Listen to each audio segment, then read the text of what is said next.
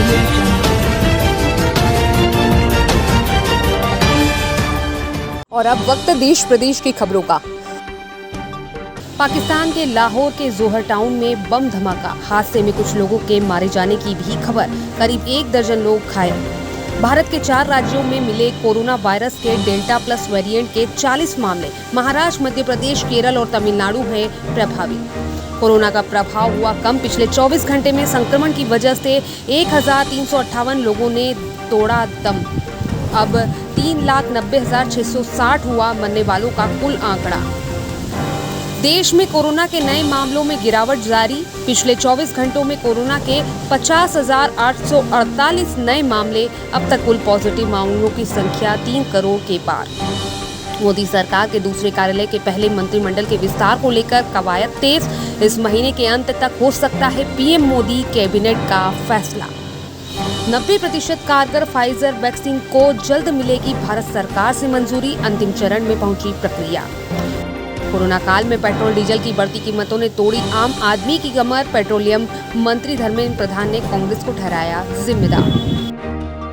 Corona की तीसरी लहर को विफल करना लोगों के हाथ, नीति आयोग के सदस्य ने कही ये बात, कहा वैक्सीन ही एकमात्र समाधान।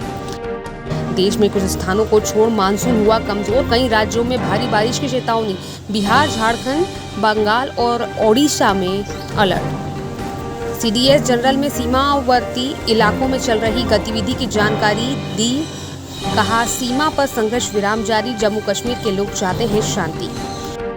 कोरोना को लेकर सरकार सख्त, गांवों में टीकाकरण अभियान पर दिया जा रहा जोर, वैक्सीन लेने की होड़ में महिलाओं से आगे पुरुष। स्वास्थ्य मंत्रालय ने जारी किया बयान, कहा डेल्टा प्लस वेरिएंट पर बन सकता है चुनौती, देश में 22 मामलों का पता चलने पर जताई चिंता। भगोड़े शराब कारोबारी विजय माल्या का लंदन से भारत पर प्रत्यर्पण होने की जल्द संभावना, प्रवर्तन निदेशालय ने दी जानकारी, कहा माल्या का प्रत्यर्पण हो चुका फाइनल। बयान के चलते मुश्किल में फंसे पूर्व पीएम एचडी देवगौड़ा, बेंगलुरु की एक अदालत ने लगाया 2 करोड़ का हर्जाना, देवगौड़ा ने 10 साल पहले दिया था इंटरव्यू।